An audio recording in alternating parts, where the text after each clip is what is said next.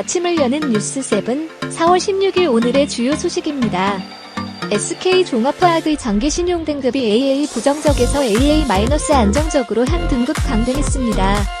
나이스 신용평가는 중국의 대규모 증설 물량 출하가 이어지고 있어 SK종합화학의 기초유효화 사업 부문 실적 개선도 제한되고 있고 핵심 제품군인 아로마틱 부문 수요 역시 타 제품 대비 여전히 저조한 상황이라며 기초유효화 사업 부문의 저하된 수익성은 빠른 개선세를 나타내기는 힘들 것이라고 예상했습니다.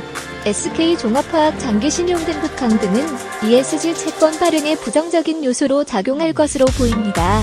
SK종합화학은 이달 중 사상 첫 ESG 채권 발행을 위한 기관 투자자 대상 수요 조사에 나설 예정입니다. ESG 채권 인기 속 SK종합화학은 ESG 채권 수요 예측 흥행에 성공할 수 있을까요? 쿠팡이 신용평가사들의 고민거리를 안겨주고 있습니다.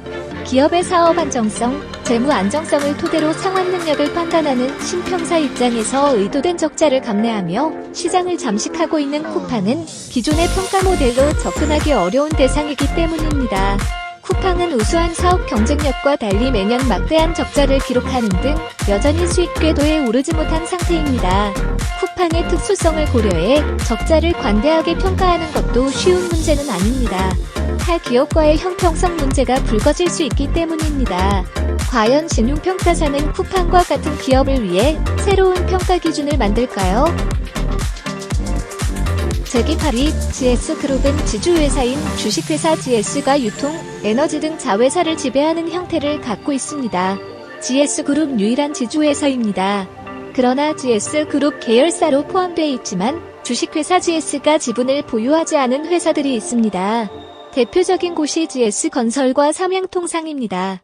이들 회사는 지주회사는 아니지만 GS그룹과 관계없이 자회사를 갖고 독립적인 경영을 하고 있습니다. GS그룹은 현재 4세 경영시대를 준비하고 있습니다. 독립적인 경영체제를 갖춘 이들 기업은 결국 4세대를 맞아 계열 분리를 위한 포석일까요? 그렇다면 어떤 형태로 분리가 이루어질까요? 문재인 대통령이 수급 문제를 겪고 있는 반도체 분야에 대한 강력 지원을 약속했습니다. 문 대통령은 15일 확대 경제장관회의를 직접 주재하고 반도체 산업은 글로벌 공급망 재편 움직임이 가장 뚜렷한 업종이며 우리 경제의 현재와 미래가 걸린 핵심 국가 전략 산업이라며 지금 세계가 맞이하고 있는 반도체 슈퍼사이클을 새로운 도약의 계기로 삼아 종합반도체 강국 도약을 강력히 지원할 것이라고 밝혔습니다. 정부는 이를 위해 반도체 클러스터를 조성해 주요국의 자국 중심 반도체 공급망 구축에 대응하는 등 다각도의 지원 방안을 수립할 예정입니다. 글로벌 반도체 공급망을 우리 기업들이 주도할 수 있는 구체적인 지원을 기대해야 합니다.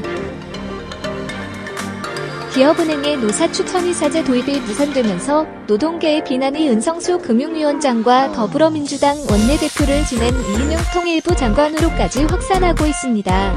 윤종원 은행장이 노조 추천이사제 도입을 약속했을 당시 이들이 보증했기 때문입니다.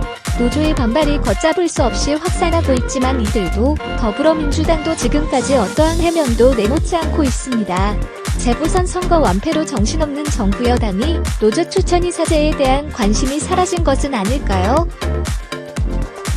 국내 주요 증권사들의 올 1분기 실적이 개선될 것으로 전망되고 있습니다. 주식시장에 적극 참여한 동업개미 증가세로 브로커리지 순이익이 크게 늘어났고 투자은행 부문에서도 수수료 수익이 개선된 것이 주요했던 것으로 보입니다. 지난해 증권사들은 증시 호황으로 브로커리지 수익이 급증하면서 사상 최대 실적을 기록했습니다. 증권사 57곳의 지난해 당기순이익 합계액은 5조 9,148억 원으로 전년 대비 21% 증가했습니다. 올해도 코스피 지수가 3,200포인트를 돌파하는 등 증시 상승이 이어지면서 이 같은 분위기는 계속될 것으로 전망됩니다. 1분기 실적 발표를 앞두고 있는 증권사들, 어느 회사가 더 뛰어난 실적을 기록했을까요? 코로나19 불확실성으로 부정적 등급 전망을 받은 기업이 크게 늘어났습니다. 한국기업평가에 따르면 올 1분기 말 선순위 무보 증사채 기준 부정적 등급 전망이 부여된 기업은 총 42개입니다. 긍정적 등급 전망이 부여된 기업을 2배 이상 상회하는 숫자입니다. 업종별로 금융과 정유, 석유화학, 기계업종이며 그룹별로는 한화, SK, 두산그룹 계열사들이 상대적으로 많습니다.